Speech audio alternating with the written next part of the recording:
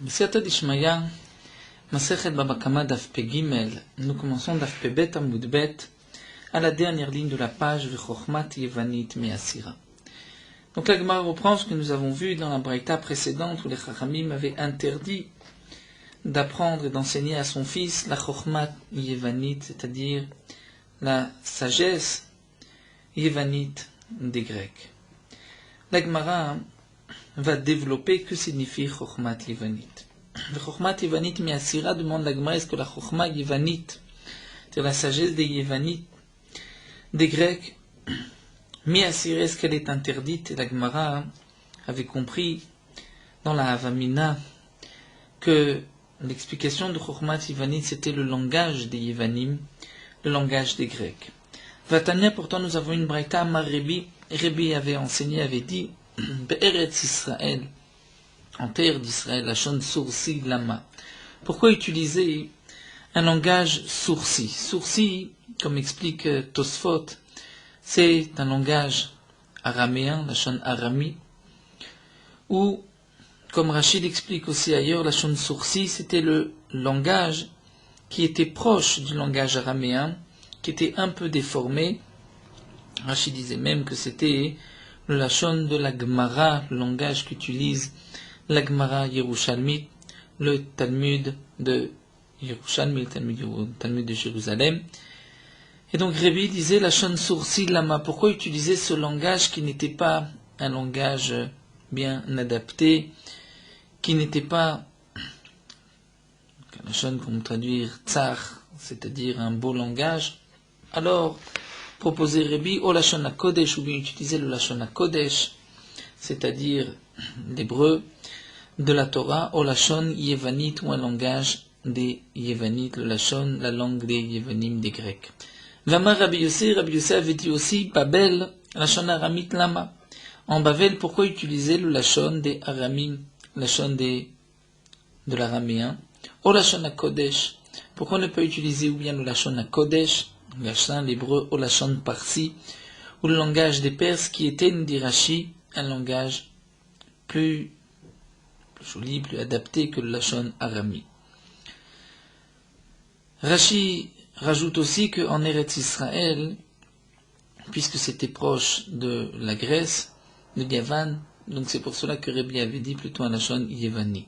Babel, qui était proche de Paras, de Perse, c'est pour cela que Rabbi Yossé avait utilisé le lachon parsi. Donc la question de la Gemara est que nous voyons ici, d'après Rébi, qu'on peut utiliser le lachon Yevani. Alors la Gemara répond, Amré, on a répondu lachon Yevani lechud, chokhmat Yevanit lechud. Il y a une différence entre le langage des Grecs et la chokhma, la sagesse des Grecs. Et Rachid nous explique que c'était aussi un langage, mais qui était utilisé seulement par ceux qui se trouvaient proches du palais, proches du royaume, des gouverneurs, et donc ce langage ne devait pas être utilisé, comme nous l'avons vu plus haut, à cause donc de la Gzera, à l'époque des Hashmonaïm. La Gemara continue, Chokhmat Yevanit Me'asira, est-ce que la Chokhmat Yevanit, est-ce que ce langage des Yevanim est interdit? Amar Rabuda Mar Shmuel, pourtant Rabuda d'une Mon Shmuel, Mishum Rabban Shem Gamliel, Nun Rabban Shem Gamliel, Enai olela le nafshi mikol benot iri. Enai olela le nafshi, donc mes yeux vont, on peut dire, abîmer, pleurer, les nafshi à cause de ce qui m'est arrivé à mon âme. Donc mes larmes vont abîmer mes yeux, les nafshi pour ce qui est arrivé à mon âme, mikol benot iri, de toute ma famille. Elef yeladim ayu bebet abba. Il y avait 1000 enfants dans la maison de mon père. Chamesh meot me'em lamdu Torah. 500 parmi eux ont étudié la Torah. Chamesh meot lamdu chokhma yevanit.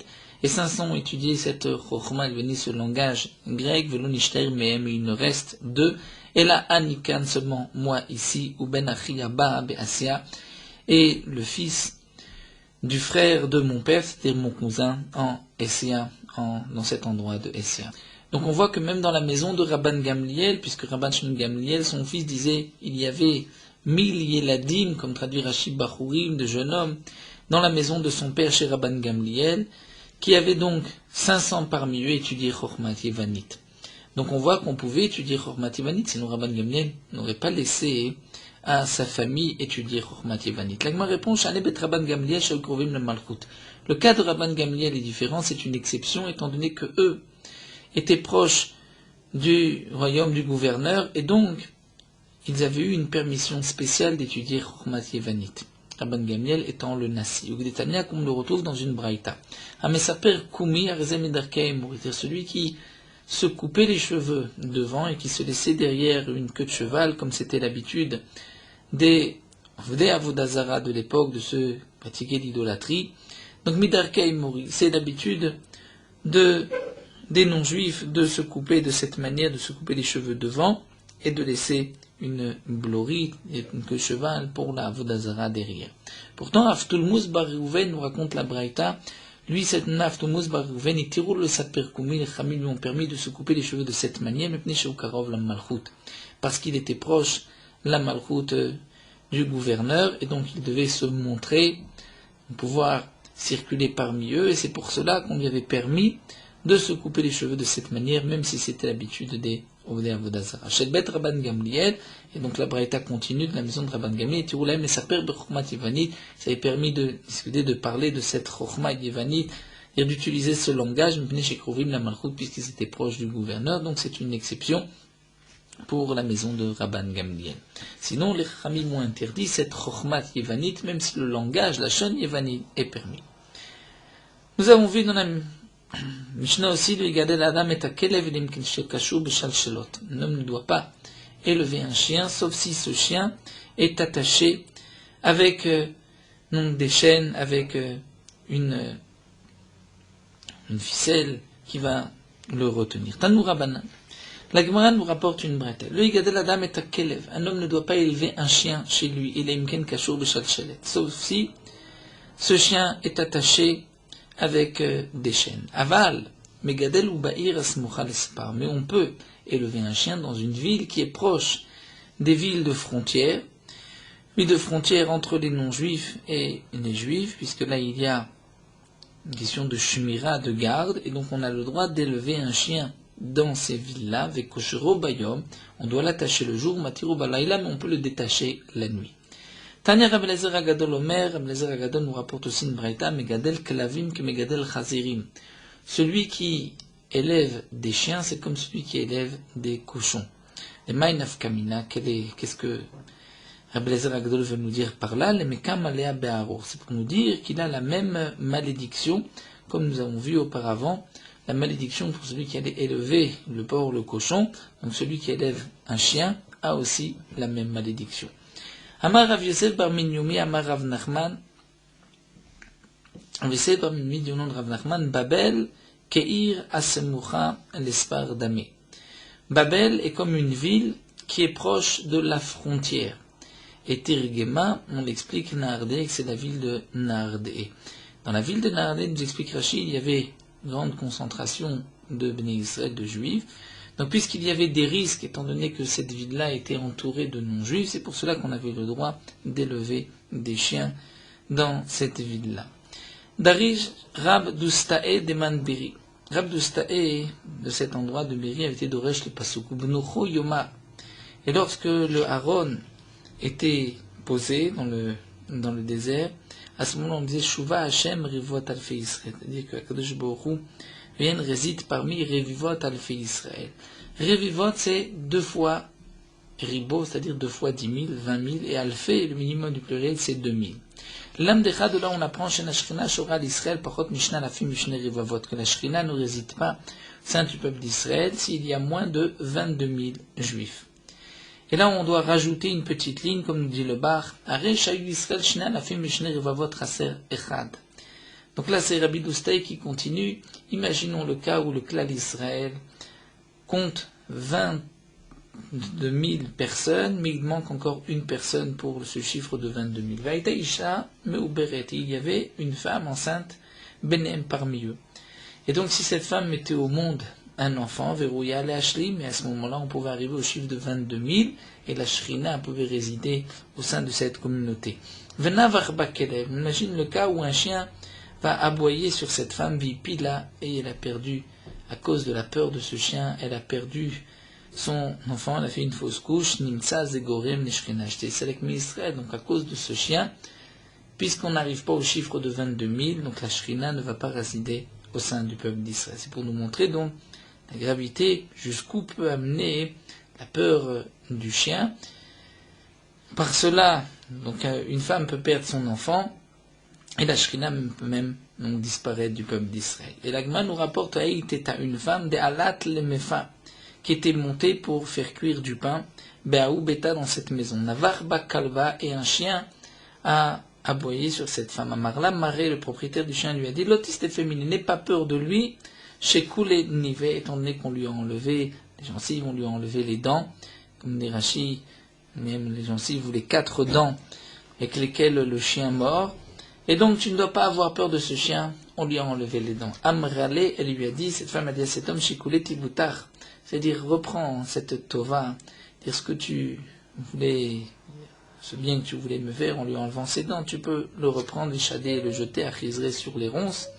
C'est-à-dire tu es en train de me consoler, mais cette consolation, une consolation de Hevel, vent de futile, pourquoi Kvarnad Vlad, puisqu'elle avait senti que l'enfant avait déjà bougé de son endroit, c'est-à-dire qu'elle allait faire une fausse couche.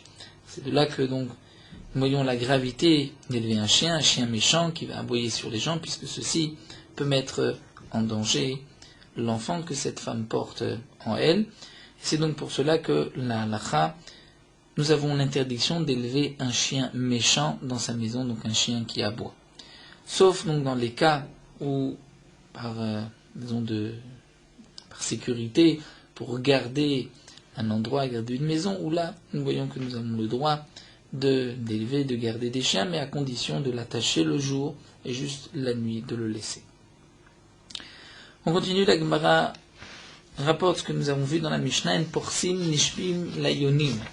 Lorsqu'on veut mettre des pièges pour les colombes, la Mishnah nous avait dit on ne peut pas étendre ces pièges, sauf si on s'éloigne des habitations, shloshim ris, équivalent de 4000, environ de 4 km, de peur qu'on risque d'attraper les colombes, les pigeons de la ville. Donc il faut s'écarter, 4 km, shloshim ris, et là on est sûr que même si on va attraper des pigeons, ce ne sont pas des pigeons de la ville. Alors la Gemara s'étonne, miazli, kuléaï, est-ce que les pigeons vont aller si loin? Et on doit s'éloigner de 4000, 4 km. Vatnan, pourtant nous avons une Mishnah qui nous dit, Machikim et Tashovar minaïr. Si on veut mettre sorte de pigeonnier à côté de la ville, on doit l'écarter de Chamishimama de 50 amot. Pourquoi? Puisque si on se trouve dans les 50 amot de la ville, où il y a des champs de la ville, et qu'on a un pigeonnier, les pigeons, les colombes de ce pigeonnier risquent d'aller manger dans les champs qui se trouvent aux alentours. Donc on doit éloigner de 50 amot. Donc on voit que les pigeons ne vont pas s'éloigner au-delà de 50 amot. Donc pourquoi les éloigner ici de la ville, les pigeonniers, les éloigner, les pièges à pigeons, les éloigner de 4000, 4 km, puisqu'en vérité c'est 50 amot qui correspond à peine à 25-30 mètres. Amar Abaye répond, Michet Shaïtetouva. En vérité, les pigeons vont se promener très loin. Mais Kirsa Yubichamishimama Malié. Leur ventre, ils vont le remplir dans les 50 amot. Donc, lorsque on veut poser un pigeonnier à côté de la ville, il faut l'éloigner de 50 amot pour ne pas que nos pigeons qui se trouvent, nos colombes qui se trouvent dans ce pigeonnier vont manger dans les champs qui se trouvent autour dans 50 amot. Lorsque on veut mettre un piège pour pouvoir attraper des colombes, donc là, puisque les colombes, les pigeons vont s'éloigner de la ville, même au-delà des 50 amot, sans manger mais s'éloigner, que je risque de les attraper alors que ces pigeons appartiennent aux habitants de la ville. Et donc c'est pour cela, comme dit la Gemara, que pour poser un piège, il faut s'éloigner de shloshimri, c'est-à-dire de 4000. La Gemara continue, ou Meshet shloshimri vetulot, donc dans la Mishnah nous avons vu que les pigeons vont se promener jusqu'à 30 ris, 4000 de la ville, mais pas plus. Vatania, pourtant nous avons une braïta, Beishou va filoumer à 1000. Lorsqu'il y a des habitations, c'est même jusqu'à 100 000 loïfros qu'on ne peut pas mettre un piège de peur d'attraper les pigeons des colombes de la ville. Donc on voit qu'on peut aller même jusqu'à 100 000. Rav Yosef répond, Beishou kramim. Si c'est un yeshou, c'est-à-dire s'il y a des vignes l'une après l'autre, là les pigeons vont se promener, avancer d'une ville à une autre, et donc je ne peux pas mettre un piège même dans les 100 000 de la ville, puisque je risque d'attraper les colombes, les pigeons de la ville. Rabba Amar, Rabba lui donne notre réponse, Beishuv Shovachim. On parle dans le cas où il y a des Shovachim, il y a des pigeonniers qui se suivent, et donc là, dans ce cas-là, même jusqu'à 1000, je n'ai pas le droit de mettre un piège de peur que on risque d'attraper les pigeons de la ville. C'est pour cela que l'agma pose l'action est hypoclime shum shovachim gufayou. De toute manière, tu ne peux pas mettre, s'il y a une rangée de pigeonniers, tu ne vas pas mettre un piège à pigeons juste à côté, puisque tu risques d'attraper les pigeons même de ces shovachim qui ne t'appartiennent pas. Donc pourquoi aller chercher une distance par rapport à la ville? On doit regarder une distance par rapport à ces pigeonniers. Et l'agma répond, on peut parler dans le cas où ces pigeonniers appartiennent à des non-juifs, ou bien Betema Bede Hefker, qui sont Hefker, qui n'appartiennent à personne, Betema Bedideo, qui appartiennent à lui, c'est-à-dire ces Shovachim lui appartiennent. Donc il ne pourra pas mettre un piège pour attraper d'autres pigeons, même s'il se trouve à 100 000 de la ville, étant donné que grâce à ces pigeonniers, les pigeons, les colombes de la ville vont se promener et vont arriver à son piège. Par rapport à ces pigeonniers, lui ne craint rien, étant donné qu'on va parler dans le cas où c'est Efker, c'est à lui, où ça appartient à des non-juifs. Hadran Alach Mourouba, terminé le 7e Pérec, nous commençons avec un nouveau Pérec, Pérec Achove, qui concerne les dégâts causés par l'homme. La Mishnah nous enseigne à Chovel Bechavero, un homme qui va blesser son prochain. Chayav alav mishum chamisha dvarim. Il doit payer 5 choses. Chamisha dvarim, il doit payer les dégâts qu'il a causés. Et comme nous avons vu jusqu'à présent, pour le dégât d'une bête, on doit payer le nezek, c'est-à-dire la différence de la valeur, combien la bête valait avant d'être endommagée et après avoir été endommagée. Mais pour un homme qui a été blessé, on doit payer les chamisha dvarim, les 5 choses lorsque c'est un homme qui a blessé un homme. Quelles sont ces 5 choses? Ben nezek, d'abord la différence de la valeur, comme nous allons le voir dans la Mishnah. Betsahar, la souffrance. Beripouille, les soins médicaux pour le soigner. Beshevet, le chômage, ou bochet, et la honte. Et la Mishnah va nous expliquer ben nezek ketzat. Comment on va évaluer le nezek? Ketzat. Sima et eno, un homme qui a aveuglé l'œil de son prochain. Kita et yado, il lui a coupé la main. Shiber et raglo, il lui a cassé le pied. Comment va-t-on évaluer le nezek, le dégât? On va l'imaginer comme si cet homme-là, on va l'évaluer comme si cet homme-là était un esclave qu'on voulait vendre au marché à esclaves. Veshamin, et on va évaluer Kamae a fait combien cet homme, quelle était sa valeur avec ses 2 yeux, avec ses 2 mains, ses 2 pieds. Vekama, il a fait combien aujourd'hui il vaut lorsqu'il a un œil en moins, 2 yeux en moins, ou une main en moins, un pied en moins. Et comme l'explique Rashi, étant donné que cet homme qui a été blessé avait la possibilité de se vendre en tant qu'Eved d'Ivri, en tant qu'esclave juif, donc on va évaluer combien cet homme-là vaut aujourd'hui au marché à esclaves par rapport à ce qu'il valait auparavant. Et ça, c'est ce qui est appelé le nezek. Tsar, la souffrance. Dans le din de Kivao Bishfoud, s'il l'a brûlé avec un fer chaud, une broche obemasmer, où il lui a donné un coup avec un clou, va filo al tziporno, même sur son ongle, comme chez nos sechabura, il n'y a pas de plaie, il n'y a que le tsahar, que la souffrance, c'est un endroit où il n'y a pas de nezek, de dégâts. Eh bien, Omdim, on va évaluer, Kama Adam Kayotse basé, combien un homme comme cet homme-là, Rotse Ditol Liot Mitzterkach, est prêt à prendre pour souffrir ainsi. Bien sûr, la Gemara posera la question, mais lorsqu'on demande à quelqu'un combien veux-tu recevoir pour qu'on te brûle, pour souffrir, un homme n'est pas prêt de souffrir pour peu d'argent, il demandera une somme énorme d'argent. C'est pour ça que la Gemara nous expliquera comment on va évaluer la souffrance. Ripouille, les soins médicaux, les frais du médecin, hikahu, s'il l'a frappé, chayav l'irfooto, il doit le soigner. La Mishnah nous enseigne aussi à la botsmachim, s'il y a eu des boutons, des ulcères, on va dire une infection, Im mahmatamaka, si c'est à cause du coup, chayav, il est responsable. Ça fait partie de ce que cet homme-là lui a causé, donc le mazik lui a causé, chez l'homme mahmatamaka, mais si ce n'est pas à cause du coup, patour, il est patour.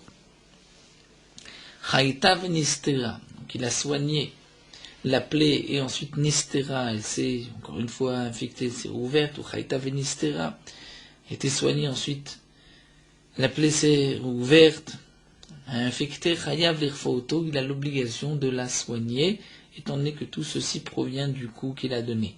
Chayta kol tsorka, dans le cas où la plaie est complètement guérie, et ensuite, même si il y a une nouvelle infection, dans ce cas-là, enochav l'irfauto, étant donné qu'on sait que il l'a entièrement soigné, la plaie a guéri, a été cicatrisée, donc c'est comme si c'est quelque chose de nouveau, et ce n'est pas celui qui a frappé qui est responsable. Shevet, comment va-t-on évaluer le chômage? Ruimoto kilu shomer kishuim. Shekvar natan lo dme yado vedme raglo. La Mishnah nous explique comment on va évaluer le chômage. Si cet homme avait un travail auparavant, et qu'aujourd'hui, parce qu'il n'a pas de main ou de pied, il ne peut plus faire le même travail, ceci fait partie du nézek, du dégât qui lui a été causé. Lorsqu'on va évaluer cet homme marché à esclave, on imagine, on évalue combien cet homme peut être productif avec ses deux mains, avec ses deux pieds, combien il est aujourd'hui. Lorsqu'ensuite on va évaluer le shevet. Le shevet, c'est le temps que cet homme a eu besoin pour se remettre de son coup. Donc il lui a coupé la main. C'est sûr qu'il doit payer le prix de la main. On va évaluer combien cet homme valait avant, combien il vaut aujourd'hui. Ensuite, une fois qu'il va retrouver la santé, il va chercher un autre travail. Il ne pourra pas faire le même travail qu'il faisait auparavant. Il pourra, comme dit la Gemara, garder des concombres. Sans sa main, il peut garder des concombres. C'est de garder des oiseaux, des voleurs, pour avertir, voir qui l'a volé. Donc il peut être gardien de concombres une fois qu'il va retrouver la santé. Tant qu'il n'a pas encore retrouvé la santé, même Shomer Kishuim, il ne peut pas le faire, et donc c'est ce chevet, ce chômage qu'il doit payer. Bochette pour la honte, à Kolefia Mevayesh Vamidbayesh. Tout dépend de celui qui a fait honte et de celui qui a reçu la honte. Dire celui qui fait honte, nous dit Rashi, un homme plus léger, plus simple, qui fait honte, la honte est plus grande que si c'est un homme important. Inversement, celui qui a eu honte, si c'est un homme important, il a une plus grande honte qu'un homme qui est moins important que lui. Donc, tout dépend de la honte de chacun. Ce sont les 5 choses qu'on doit évaluer lorsqu'un homme a blessé son prochain. Même dans le cas où il n'y a pas tous les 5, comme dans le cas où il l'a brûlé sur l'ongle, il a frappé sur l'ongle, il n'y a pas de nézek, peut-être qu'il n'y a même pas de chevet, mais il y a un tsahar, il peut y avoir aussi un ripouille, il peut y avoir parfois même un bochette. Alors la Gemara continue Amaï, c'est-à-dire Amaï, comment se fait-il que l'on va payer de l'argent, puisque la Torah nous a dit Aïn tachat aïn, œil pour œil. C'est ce fameux pasouk, œil pour œil, que la Torah nous dit dent pour dent. Est-ce que l'on va traduire Aïn tachat aïn, œil pour œil, c'est-à-dire que celui qui a aveuglé son on va aussi l'aveugler? Donc demande la Gemara, Amaï, pourquoi doit-il payer Aïn tachat aïn? La Torah dit œil pour œil. Emma, est-ce qu'on va dire Aïn mamash? On n'a qu'à dire que c'est vraiment un œil, on doit l'aveugler, lui crever un œil. La Gemara répond l'eau. Salka data, pourquoi je pense ainsi? D'Etania, nous avons une braïta. Yechol sima eteno, mesame eteno. Est-ce qu'un homme qui a aveuglé son prochain, on doit aussi l'aveugler? Kita etiado, lui a coupé la main. Mais kata etiado, est-ce qu'on doit lui couper la main? Shiber et raglo, il lui a coupé le pied. Est-ce que meshaber et raglo, on lui coupe, on lui casse le pied? Talmud loma. La Torah nous a marqué dans un pasouk, make adam ou make be'ema. Dans le même pasouk. La Torah nous rapporte le digne de Maké Adam et de Maké Behema. Quel est le passouk de Maké Adam, Maké Behema? La Gemara va nous le rapporter par la suite. Mais nous avons ici un kesh, un lien entre celui qui frappe un homme et celui qui frappe une bête. Ma Maké Behema, c'est pour apprendre l'un de l'autre. De la même manière que celui qui frappe une bête, les tachloumim. Lorsqu'on frappe une bête, on cause un dommage à une bête, on laisse une bête, on paye. On ne va pas recevoir, on ne va pas lui couper la main parce qu'il a coupé une patte de la bête. C'est sûr qu'il doit payer. Nous allons le voir aussi des psukim. Donc, af make adam les tachlumim. De même, lorsqu'un homme frappe son prochain, il doit aussi payer, mais on ne lui rendra pas ce qu'il a fait. Veim laf shecha loma. Et si même avec tout cela, tu trouves une question, c'est-à-dire cette explication, ce lien entre Maké Adam, Maké Bema ne te convient pas. Donc tu reviens sur la question initiale, peut-être qu'un Tachataïn c'est œil pour œil, alors je te donne une autre réponse. À Omer, c'est marqué l'Otikrou Kofer Nefesh Rotser. La Torah dit, une âme qui a tué, Asher Racha Lamout, qui est Racha, qui a été condamné à mourir, tu ne peux pas prendre de l'argent, les Nefesh Rotser pour cet assassin, pour l'exempter de la mort, tu dois le tuer, puisque c'est de la décision de la condamnation du Bédine. Mais ce passouk précise bien, tu ne prendras pas de kofer, d'argent à la place de sa vie, mais c'est les nefesh rotseach yataloker kofer, c'est pour un homme qui a tué. Enfin, la taloker kofer, le raché varim. Mais si ce n'est pas un homme qui a tué, c'est un homme qui a blessé, comme par exemple raché varim, il a coupé des doigts. Dans ce cas-là, même si raché varim shenan chosim, les doigts ne vont pas repousser. Hachevarim, c'est les doigts de la main, les doigts de pied, les oreilles, le nez. Ce qui ne repousse pas, eh bien pour cela, tu vas prendre de l'argent. La Torah dit, tu ne prends pas d'argent, en effet, celui qui est condamné à mort. La Torah nous laisse sous-entendre, mais il y a pour quelqu'un d'autre à qui tu prends de l'argent. Et tu prends de l'argent pour celui qui a blessé son prochain. Et celui qui lui a coupé les doigts, tu ne vas pas à son tour lui couper les doigts, tu prendras de l'argent. Donc la Torah, ailleurs, dévoile que le Aïn Tachatay ne signifie pas œil pour œil, comme on le comprend textuellement, mais tu payeras un œil à la place de l'œil que tu as endommagé. Et comment on va évaluer l'œil? Donc il faut aller dans un marché à esclaves. La Gemara continue, Haï Maké. Nous avons dit qu'il y a un lien entre Maké Adam, Maké Bema. De quel passouk il s'agit? Si c'est le passouk Maké Bema, Ishalmena, ou Maké Adam, Yumat. On va chercher les psoukim où la Torah marque. Dans le même passouk, le cas d'un homme qui frappe une bête et qui frappe un homme. Si c'est le passouk Maké Bema Ishal Mena, la Torah dit, celui qui frappe une bête, il va la payer. Maké Adam Yumat, et il frappe un homme Yumat, il va être tué. Haoube Katalaktiv, ce passouk ne parle pas de paiement. La Torah parle ici d'un homme qui a été tué. Maké Adam, il a tué un homme en le frappant. Yumat, il va être tué. Donc là, on ne parle pas de Tashlumim. Donc tu ne peux pas dire que ce Maké Bemeshna Maké Adam Yumat vient nous apprendre que lorsque un homme a endommagé son prochain, il va payer. Ici on parle de mort. Et là, alors d'un autre passage, c'est marqué Maké Nefesh Bema Ishal Menan Nefesh Tachat Nefesh. La Torah dit que celui qui frappe une bête va la payer âme contre âme, contre l'âme de cette bête. Et nous avons un autre passage juste à côté qui dit, c'est un passouk qui traite, ensuite le passouk qui traite Vish, qui ten mumba mito, un homme qui fera un moum, un défaut, c'est-à-dire qui va briser la main couper les doigts, couper la main de son prochain, kacher asa kenya, c'est le comme il a fait, on lui fera. Donc là, nous avons d'un côté la Torah dit Yeshal Mena pour la bête, et pour l'homme, la Torah dit comme il a fait, on lui fera. Donc on va traduire kacher asa kenya, c'est l'eau, on lui fera, c'est-à-dire il devra payer. Mais la Gemara nous dit, dans le passouk, ce n'est pas marqué Maké Maké. Maké Nefesh Bema, c'est vrai, mais ce n'est pas marqué Maké Adam. Et pourtant, là-haut, on avait dit que la Gzera Shava, c'est Maké Adam, Maké Bema, ou le Hekesh, c'est Maké Adam, Maké Bema. Donc ici, ce n'est pas marqué, dit l'Agma, Haïlav Makéhu, ce n'est pas marqué Maké. L'Agma répond, c'est vrai, mais Haka, Kamrinan. Ce qu'on a voulu dire, c'est pas le mot Maké.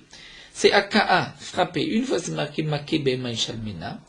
Et la deuxième fois, c'est marqué Veish Kiten Mumba Mito. Kiten Mumba Mito, c'est-à-dire, il l'a frappé. Comment lui a-t-il fait ce défaut, ce moum? C'est en le frappant. Et même si ce n'est pas marqué le mot Haka'a, on peut apprendre du même sens, comme Rachid nous rapporte, la fameuse Gemara Veshava Kohen ou Ba Kohen. On voit du même principe que le Kohen vient, retourne.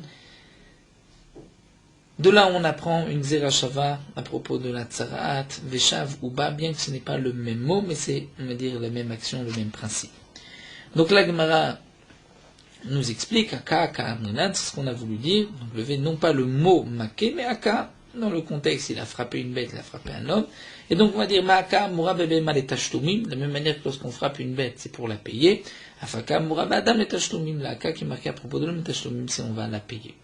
La Gemara dit active, pourtant c'est marqué Veish, qui a Nefesh Adam Motumat, un homme qui frappera l'âme d'un homme, c'est-à-dire qu'il va le tuer, Motumat, il sera tué.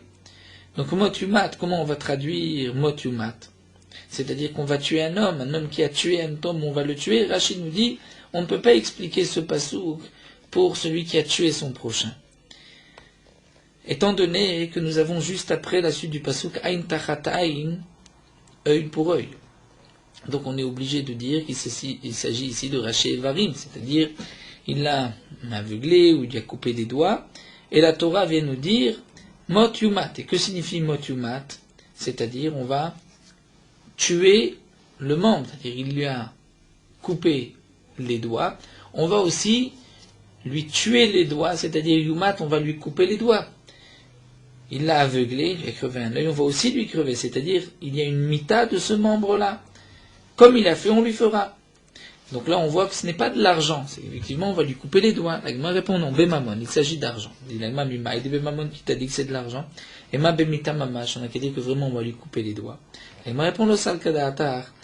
Pourquoi j'explique ainsi? Chada d'abord d'Aïtkish les make béma ishalmena, parce que nous avons un Hekesh que nous avons vu plus haut, un lien entre le Hekesh, entre l'homme et la bête. Et donc on apprend de la bête qu'on doit payer donc de même pour l'homme. Donc ce pasouk-là, je vais être obligé d'expliquer non pas qu'on va lui couper les doigts, mais qu'il devra payer. De plus c'est marqué donc juste après, comme il a donné un défaut à son prochain, on lui donnera aussi. Donc l'agma nous dit, Shma mina, on peut déduire de là que c'est mammon, c'est de l'argent, et ce n'est pas donc la mort du membre. L'agmara reprend, donc c'est vrai que nous avons cherché l'explication du pasuk Ain tachat ain, shen tachat shen, œil pour œil, dent pour dent. La Gemara se posait la question que c'est peut-être que vraiment on va aussi l'aveugler ou lui couper la main. La Gemara a rapporté que nous avons un pasuk, un lien entre Maké Adam, Maké Behema et Hekesh. Et la Gemara avait dit, et même si tu as une question à poser sur ce Hekesh, nous avons un autre pasuk où la Torah dit tu ne prendras pas d'argent pour l'assassin.